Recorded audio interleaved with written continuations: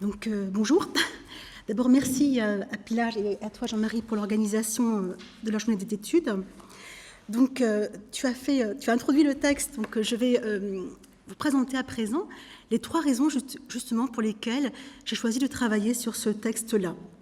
Donc, c'est une autobiographie écrite en 1625 par Catalina de Erauso, donc une femme d'origine basque qui appartient à la petite moyenne noblesse basque et qui donc pendant 17 ans a été engagée comme soldat dans l'armée espagnole sur le continent américain. Alors, la première raison pour laquelle j'ai choisi de travailler sur ce texte, c'était vraiment en hommage au festival du cinéma espagnol, parce que vraiment, c'est un personnage qui est hors norme et qui a vraiment une vie qui prête matière à un film. La deuxième raison qui m'a amenée à travailler sur ce texte, c'est la fascination qu'exerce Catalina sur ses contemporains, d'abord, puisque après avoir passé 17 ans sur le continent américain, elle revient en Espagne et elle est reçue par le roi Philippe IV, par le pape Urbain VIII. Pourquoi? Je vous le dirai après. Et c'est également quelqu'un qui va, je disais donc, fasciner ses contemporains. Par exemple, le peintre Juan Pacheco en fait un portrait. Et le dramaturge Pérez de Montalbán fait de sa vie une pièce en 2 parties, également dans les années 1620-25. C'est-à-dire que c'est quelqu'un qui va fasciner ses contemporains. Par exemple, en ce qui concerne le dramaturge, c'est un dramaturge qui est connu à l'époque. Et vous savez que le public espagnol est friand de comédie, de comédias. Le fait qu'il en fasse qu'il fasse une biographie en 2 parties atteste bien du succès qu'elle rencontre, que sa vie rencontre auprès de ses contemporains. Elle fascine, je disais, ses contemporains. Elle fascine également les universitaires. En particulier, la critique nord-américaine s'est attachée à analyser, à étudier sa biographie à travers les questions, les thématiques de genre. Et c'est effectivement, moi aussi, dans le cadre d'une recherche pour ma thèse de doctorat, que j'ai rencontré ce personnage-là. Donc j'ai une thèse qui porte sur l'éducation des femmes en Espagne au XVIIe siècle, sur les questions de normes, de transgression.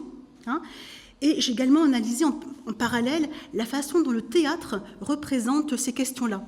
Donc je me suis intéressée au théâtre historique, et je suis vraiment tombée littéralement sur ce personnage-là en faisant des recherches sur le théâtre historique au XVIIe siècle. Et voilà donc comment est-ce que j'ai découvert Catalina. Alors, en relation directement avec la journée d'études, et c'est donc la 3e raison pour laquelle j'ai choisi ce texte, il m'a semblé que ce parcours de femme hors norme dans l'Espagne du siècle d'or amène un éclairage original à la problématique des pouvoirs, des marges et de l'exil en relation avec celle de la ville, donc vraiment en relation avec la problématique de la journée d'études. Pourquoi? Tout simplement parce que le parcours humain, la biographie de Catalina, peut se lire comme un itinéraire géographique placé sous le signe de l'exil, de la marge, le point de départ de cet exil étant une triple rupture. Cette rupture est d'abord sociale, puisqu'elle quitte son couvent, donc elle quitte une identité sociale bien définie. Ensuite, il s'agit d'une rupture familiale, puisqu'elle va s'enfuir sans donner signe de vie à ses parents, à ses frères et sœurs. Mais surtout, c'est une rupture territoriale géographique. En effet, elle quitte l'Espagne, elle embarque pour le continent américain. Et une fois arrivée sur le continent américain, Catalina sillonne littéralement ce continent. Elle le parcourt du nord au sud. Elle passe par Panama, Cartagena, Trujillo, Bogota, Cochabamba, Tucumán. Elle passe par les Andes. Enfin, vraiment, elle sillonne le continent de long en large. Donc, pour revenir à la thématique de la journée d'études, on voit se dessiner dans son autobiographie, 2 espaces urbains clairement opposés. D'une part, en Espagne, le premier espace urbain, c'est celui vraiment d'un espace clos, matérialisé à travers des espaces comme celui du couvent, mais aussi de l'église, ou encore les demeures des nobles dans lesquelles elle va exercer comme page pendant 3 ans quand même. Ce qui est intéressant également, c'est que, je disais, Catalina ne cesse de vouloir s'affranchir de ces espaces qui sont des espaces clos. Et comment va-t-elle chercher à s'affranchir de ces espaces-là? En se travestissant, c'est-à-dire en adoptant un vêtement masculin et en adoptant également un comportement, une conduite masculine. C'est-à-dire qu'en fait, à la problématique de l'espace urbain, donc synonyme de répression, s'ajoute une deuxième problématique qui est celle de la marge. Et également, on va y revenir à ces deux thématiques-là, donc espace urbain, marge, fusionnent en une seule thématique, qui est celle de l'errance spatiale de Catalina en Espagne pendant 3 ans. Donc, fuite des espaces clos, travestissement masculin, errance spatiale. Donc, à l'opposé de cet espace urbain clos lié à l'Espagne, se dessine un second espace urbain qui va être celui du continent américain qu'elle va parcourir pendant 17 ans, toujours travestie en homme. Alors, contrairement à l'espace urbain espagnol, qui est synonyme pour elle de répression, l'espace urbain du continent américain va pour elle être synonyme de possible à inventer. Elle va aller de ville en ville, on va voir pourquoi, dans quelles circonstances, et à chaque fois, elle va s'inventer un personnage, une vie, jusqu'à son retour en Espagne dans les années 1623-1624. Je vais donc vous proposer une communication en 4 parties. Tout d'abord, je présenterai le texte, les circonstances dans lesquelles il a été écrit, donc pourquoi rédige-t-elle son autobiographie, et à qui le présente-t-elle. Dans une deuxième partie, je me centrerai sur sa naissance, son éducation au couvent et sa fuite, en mettant vraiment l'accent sur la problématique de la journée d'études, c'est-à-dire de quel espace s'enfuit-elle et comment. Enfin, je passerai à la troisième partie qui portera sur l'expérience américaine, et en faisant le lien cette fois-ci entre l'errance géographique et la notion de marge. Puis je terminerai je suis vraiment sa biographie, sur son retour en Europe, en Espagne, à Rome, et la signification de ce retour. Donc je commence par vous présenter le texte autobiographique de Catalina. Donc, elle rédige ce texte en 1625, c'est attesté. On a également un témoignage de l'imprimeur chez qui elle dépose ce texte, mais c'est un texte qui suscite toujours beaucoup d'interrogations. Tout d'abord, on a perdu le manuscrit original, on a perdu l'original, et ce qu'on a conservé, ce sont des copies. Le problème posé par les copies, c'est la fluctuation de graphie, par exemple, également la fluctuation de chronologie, puisque, par exemple, dans l'autobiographie, elle affirme être née en 1585, alors qu'un registre de baptême de la paroisse où elle est née atteste que c'est bien l'année 1592. Donc, oui, plusieurs fluctuations. Fluctuations également au niveau de la façon dont elle s'autodésigne du point de vue générique. Dans certaines copies, par exemple, elle va s'autodésigner quasi exclusivement au masculin. Dans d'autres, il y aura davantage d'alternance avec le féminin. Donc voilà, toute la série de questions que pose le fait que l'original ait été perdu. Donc, parallèlement donc, à ces questions-là, on a quand même des certitudes, je disais, par rapport au certificat de baptême, au registre du couvent dans lequel elle est élevée. Donc, on a quand même des documents officiels également de réponse du roi Philippe IV à sa demande. Donc, toute une série de choses qui attestent qu'elle a bien vécu, qu'elle a bien existé, qu'elle a bien exercé la fonction de porte-drapeau et qu'elle a bien obtenu ce qu'elle voulait à la fin de sa vie. Alors, donc justement, sa vie, quelle est-elle, brièvement? C'est, je disais, une jeune fille de la noblesse, petite noblesse basque, qui, à l'âge de 4 ans, intègre un couvent à Saint-Sébastien, qu'elle va fuir donc, pour exercer ensuite le métier de soldat. Donc, en fait, elle va mener une vie en Amérique, une vie qui est assez proche de celle de beaucoup de cadets de famille espagnols qui quittent l'Espagne pour le continent américain. Ce qui est intéressant, c'est que Catalina revient en Espagne en 1624. Alors, pourquoi revient-elle? Elle s'est beaucoup battue. Elle s'est battue en tant que soldat. C'est aussi quelqu'un qui a un caractère violent, qui se bat en duel, qui tue beaucoup. Donc, elle est fatiguée. Elle est fatiguée, elle est blessée, et elle va écrire sa biographie, en fait, pour demander au roi une rente pour bons services rendus, pour services loyaux rendus à la patrie. Ce qui est intéressant, c'est que le roi Philippe IV va lui accorder cette rente-là, mais ça ne va pas suffire à Catalina. Elle s'est, pendant 17 ans, comportée en homme, battue en soldat, et elle, donc, toujours habillée en homme.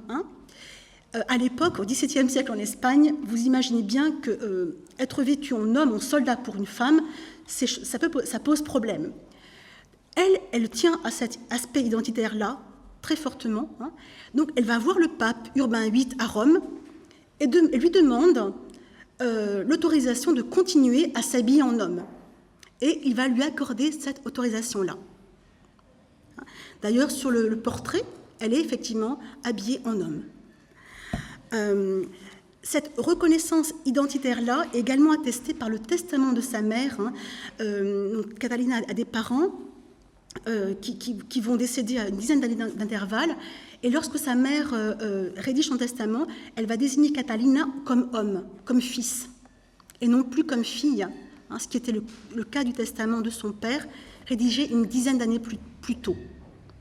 Donc c'est vraiment une reconnaissance officielle de son identité masculine. Voilà, donc je pense que c'est vraiment cela qui est important, qui fait vraiment la singularité de ce texte, c'est le fait qu'elle a été reconnue, je répète, sa reconnaissance officielle en tant qu'homme. Parce que le cas de femmes travesties en homme, habillées en homme, est finalement assez récent dans l'Europe du XVIIe siècle. C'est quelque chose qui finalement n'est pas si extraordinaire, mais le fait qu'elle ait une reconnaissance, ça oui.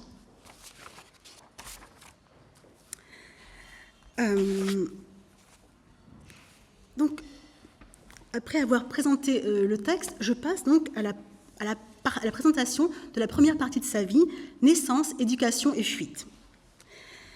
Donc, Catalina fait partie d'une famille basque. Elle a 3 autres sœurs et 4 autres frères. L'un de ses frères, d'ailleurs, embarque pour le Chili, et elle va l'y retrouver là-bas, vraiment par hasard. Ils vont faire partie de la même compagnie. À l'âge de 4 ans, elle entre donc dans un couvent dominicain, dont la mère supérieure est l'une de ses tantes maternelles. Et elle y entre, même si elle ne le dit pas, les registres du couvent témoignent qu'elle y rentre, ainsi que ses sœurs, que ses 3 autres sœurs. Donc c'est vraiment au début un destin commun pour une fille de la petite noblesse basque. Et en ce sens, l'éducation reçue par Catalina entre bien dans le cadre d'un processus de construction du féminin tel qu'il est défini dans l'Espagne classique.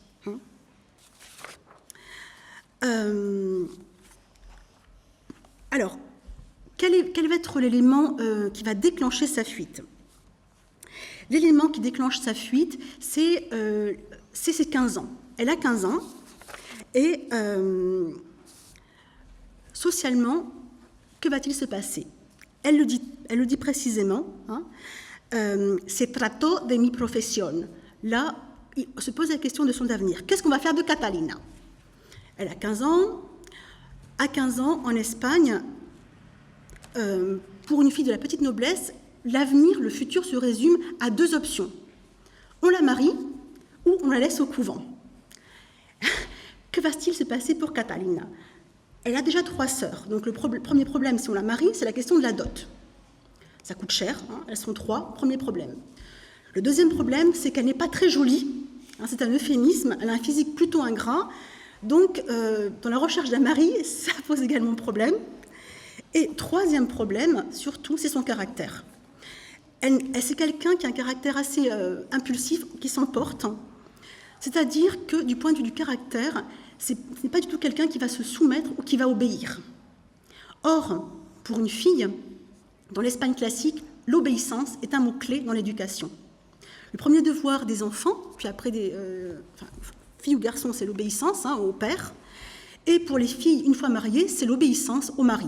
Or, Catalina, je répète, elle n'a pas d'argent, elle n'est pas belle, elle n'est pas obéissante. Donc, vous voyez, pour l'option mariage, c'est déjà sacrément compromis. Qu'en est-il de l'option couvent ? C'est une option qui peut satisfaire effectivement des femmes de la noblesse qui ont un certain niveau d'éducation. Or, elle est lettrée, elle sait lire, elle sait écrire, elle sait compter, et qui ont une aspiration à une vie intellectuelle. Mais encore une fois, ce n'est pas le cas du tout de Catalina. Elle, l'écriture, la lecture, ça ne l'intéresse pas. Et encore une fois, ce qui va poser problème, c'est son caractère. C'est quelqu'un qui n'obéit pas, et donc dans le cadre d'une vie dans un couvent, cette règle fondamentale-là, elle ne la respecte pas, et c'est ce qui va d'ailleurs provoquer sa fuite. En effet, dans son autobiographie, l'élément déclencheur de sa fuite est clairement identifié. Il s'agit d'une altercation violente avec une religieuse. Donc, elle la décrit, elle précise son nom, elle dit bien que la religieuse era robusta, elle était robuste, et elle décrit le traitement que lui fait subir la religieuse, je cite, « me maltrato de manos », elle l'a frappée. Donc, elle, au lieu d'accepter le châtiment, elle s'en sert de prétexte, c'est vraiment l'élément fondateur de sa fuite. Donc, après avoir été frappée, elle décide de prendre la fuite, et c'est vraiment un récit qui occupe une place importante dans son autobiographie. Alors, elle raconte les épisodes en multipliant les détails dans un style qui rappelle vraiment le roman picaresque. Donc, je vous donne quelques clés. Alors, je cite « A la noche, entré en el coro ». Donc, de nuit, je suis entrée dans le cœur. Je reprends le texte. Viré en un clavo colgadas las llaves. Donc j'ai vu sur un clou les clés. Et alors là, ce qui est intéressant par rapport à la problématique de la journée d'études, c'est qu'elle va multiplier dans ce passage des verbes d'action qui indiquent un déplacement rapide, vraiment soudain, qui indique la fuite. Salí del coro, fui abriendo puertas. Donc elle sort du cœur. Elle ouvre les unes après les autres les portes. Et donc, elle précise au niveau de l'espace exactement ses premières sensations. C'est quelqu'un qui a toujours vécu dans un couvent, qui en est peu ou pas du tout sorti. Et là, elle précise, à propos de la porte, des portes, y en la última que fue de la calle, donc la dernière porte, celle qui donne sur la rue, salí sin haberla visto, ni saber por dónde echar, ni a dónde ir. Donc, elle sort dans la rue sans savoir où aller, sans savoir où elle se trouve. Donc, au niveau de la problématique de l'espace, c'est la première rupture avec l'espace clos du couvent, cet espace imprécis, indéterminé dont elle sort. Une fois sortie du couvent, où se rend-elle et que fait-elle ? Elle va se rendre, alors, selon elle, c'est sa version, dans juste derrière le couvent, il y a un petit bois rempli de châtaigniers. Alors, je reviens au texte. Fui a dar en un castañar que está fuera y cerca a las espaldas del convento. Donc, elle va dans cet espace, dans ce bois, dans cette espèce de no man's land, vraiment. Elle y reste 3 jours. Et que va-t-elle faire ? Elle va se construire une identité masculine. Donc, dans le texte, elle décrit précisément comment elle est habillée.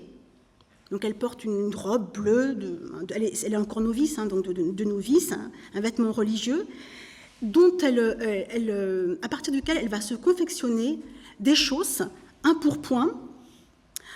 Donc, elle va vraiment se fabriquer, se coudre un vêtement masculin. À cela s'ajoute une deuxième métamorphose physique, elle va se couper les cheveux, et donc la voilà travestie en homme. Donc, toujours en relation avec la thématique de la journée d'études, ce qui est vraiment intéressant dans le passage où elle décrit sa métamorphose, c'est l'importance accordée à la problématique de l'espace. En effet, du point de vue stylistique, le passage où elle décrit donc sa métamorphose est saturé, c'est un passage donc saturé par des indicateurs spatiaux. Por donde cerca las espaldas del convento, un castañar, etc. Mais aussi par des verbes, et des verbes qui indiquent un déplacement spatial.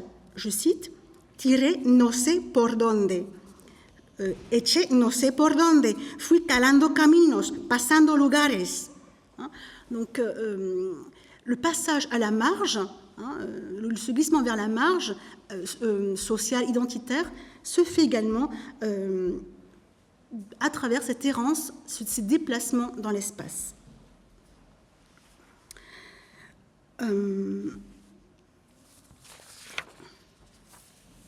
Donc, une fois travestie en homme, Catalina quitte la ville de San Sebastián et elle se dirige vers la ville de Vitoria, où elle va résider pendant 3 mois avant de se rendre à Valladolid, où elle est engagée comme page par un noble.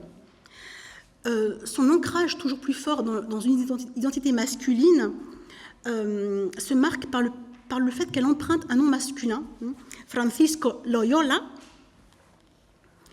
et bien qu'elle soit recherchée par sa famille, en particulier par son père, elle ne cesse de leur échapper en franchissant sans arrêt les espaces clos. Je m'explique. Son père, disais-je, la recherche.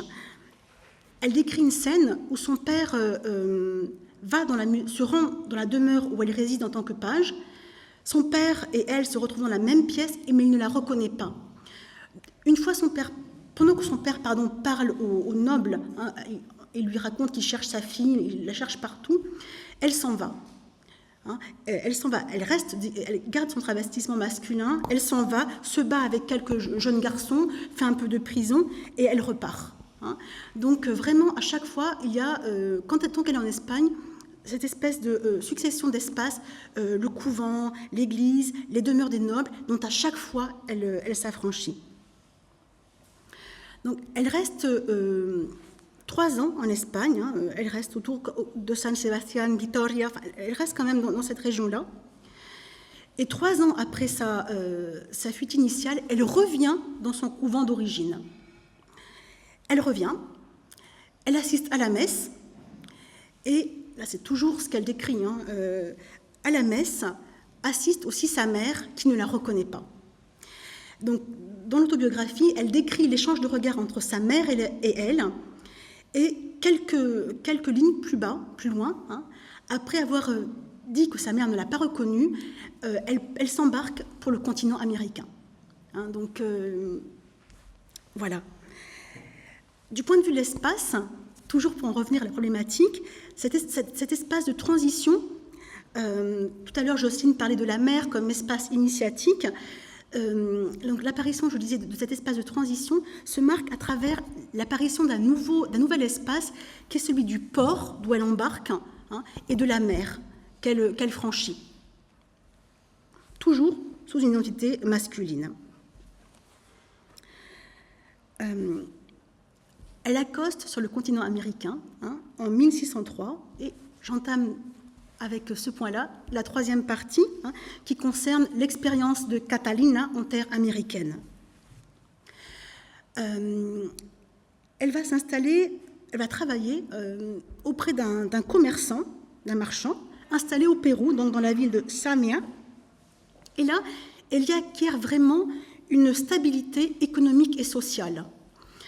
Du point de vue spatial, cette stabilité se transcrit, se matérialise par le fait qu'elle possède sa maison, et dans sa maison, elle a 2 esclaves, plus une négresse qui lui fait la cuisine. Donc vraiment, elle reconstruit un microcosme, un univers policé, normé, le jeune cadet de famille, installé, voilà. Ce qui est intéressant également par rapport à l'espace qu'elle connaissait en Espagne, qui est un espace clos, c'est que là, elle va avoir une vie également sociale propre de celle d'un jeune Espagnol qui arrive sur ce continent, sur le continent américain. Elle sort, elle a des amis, elle va au bar, à la taverne et au théâtre. Et donc on passe vous voyez par rapport au couvent, le changement d'espace, l'espace du couvent féminin refermé à l'espace du continent, de la taverne, du spectacle. Mais ce bonheur-là, parce que pour elle c'est une période de bonheur, va être de courte durée. Je vous ai dit qu'elle avait un caractère assez violent. Et effectivement, un soir au théâtre, quelqu'un s'assoit devant elle, la gêne, et pour régler ce conflit, elle va le retrouver un ou deux jours après dans la ville. Elle va se battre en duel avec lui, le défigurer, tuer l'autre de ses adversaires, pardon. Et donc là, elle va être jetée en prison. On lui propose un arrangement qui est d'épouser une femme, qui est en fait la nièce de son patron. Mais évidemment, elle ne peut pas l'épouser, donc elle refuse, ce qui lui vaut de connaître à nouveau l'espace carcéral. Et puis, elle décide, un arrangement est quand même trouvé, et suite à cela, elle doit à nouveau quitter un endroit où donc, elle connaissait une certaine stabilité, sécurité, pour cette fois-ci s'engager dès 1605 comme soldat. Donc, et c'est donc à partir de 1605 que débute la seconde étape de son périple sur le continent américain, puisqu'elle est désormais engagée comme soldat au sein d'une compagnie destinée à combattre les Indiens au Chili. Donc, c'était vraiment un combat, enfin des batailles qui sont rudes, qui sont violentes, dans lesquelles elle est plusieurs fois blessée également. Et c'est justement au cours d'un de ces combats que sa vaillance lui vaut il y a un combat rude entre les Indiens et les Espagnols. Le porte-drapeau est blessé, tombe à terre. Elle fait preuve d'un tel courage qu'elle va arracher la bannière, qu'elle la garde avec elle. Et c'est comme ça qu'elle devient officiellement porte-drapeau de l'armée espagnole.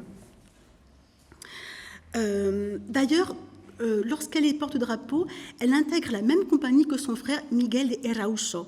Elle retrouve son frère, il ne la reconnaît pas, mais tous les deux sont basques, ils sont jeunes, et elle est beaucoup plus jeune que lui, donc il la prend sous sa protection, et on voit bien que pour elle, c'est quelque chose qui va être important dans le cadre de son périple. Donc cette vie de soldat est une vie qui lui plaît, une vie au cours de laquelle elle fait preuve d'un grand courage, mais un événement tragique va avoir lieu. Je vous ai dit que c'est quelqu'un qui était courageux, mais aussi belliqueux.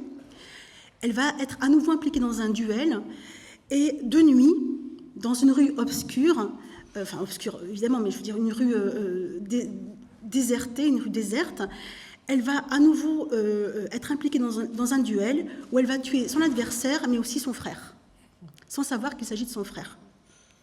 Donc vous voyez là, ce qui est également intéressant par rapport à la thématique de la marge, de la ville, c'est voir tous les espaces où elle construit une identité, mais aussi où elle mène des activités transgressives, vraiment en marge. La mort de son frère l'affecte vraiment. Elle est vraiment, c'est vraiment quelque chose qui l'affecte profondément. À partir de là, elle va à nouveau connaître une errance. Elle va en particulier devoir franchir les Andes en compagnie d'autres soldats déserteurs comme elle, parce qu'elle a cette fois-ci, elle a tué un capitaine, elle a tué un soldat, elle n'a pas tué n'importe qui, donc elle est recherchée. Au cours de cette errance dans les Andes a lieu une scène un peu onirique. On parlait tout à l'heure d'onirique, de fantastique. Elle est avec donc, deux autres soldats comme elle qui ont déserté. Ils sont dans les Andes, il fait un froid glacial et ils voient au loin deux hommes qui, croient-ils, leur sourient. Ils s'approchent de ces hommes et en fait ces hommes sont morts gelés et ils ont une grimace figée sur leur visage. Donc elle décrit après comment ses compagnons déserteurs meurent. Elle est sur le point de mourir quand elle est secourue par une femme qui la recueille. Catalina quitte encore cette femme qui veut évidemment, qui lui propose un mariage avec sa fille, donc elle s'enfuit à nouveau. Et là a lieu la dernière étape de son périple sur le continent américain.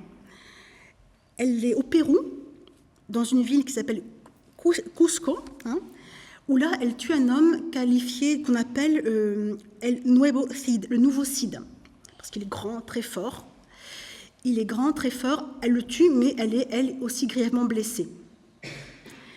Elle s'enfuit vers une autre ville, la ville de Huamanca, où l'évêque la recueille. Hein, et pour s'échapper, pour se sortir de ce mauvais pas, elle est obligée de révéler son identité féminine qu'elle a gardée cachée pendant une dizaine d'années. Le fait qu'elle soit une femme et qu'elle soit toujours vierge la sauve. L'évêque de Huamanca est stupéfait par ce prodige. Il la confie à un couvent de religieuses où elle reste pendant 2 ans. Donc, Catalina dans un couvent pendant 2 ans. Et au bout de 2 ans, elle quitte ce couvent, elle revient en Espagne, où là, elle va à nouveau s'habiller et se comporter en homme. Hein. Et pourquoi revient-elle en Espagne? Ce sera l'objet de la dernière partie. Oui. Alors, elle revient en Espagne, je l'ai dit, hein, pour rencontrer le roi, lui soumettre un mémorial dans lequel elle demande une rente. Il lui accorde cette rente. Elle se rend à Rome pour obtenir du pape l'autorisation de porter un vêtement d'homme. Il le lui accorde aussi. Hein. Puis, une fois obtenu tout ce qu'elle voulait, elle rentre au Mexique. Hein. Elle rentre en Amérique, où elle meurt d'ailleurs. Elle meurt au Mexique. Et depuis, je répète, elle n'a cessé de fasciner ses contemporains, mais aussi les universitaires. Alors, en conclusion, que dire de cette trajectoire, toujours en relation avec la thématique? Il m'a semblé que c'était, au-delà hein, de l'aspect anecdotique de cette biographie, vraiment une façon d'interroger la question de l'espace urbain, de la marge et de l'exil, en rapport à une construction identitaire.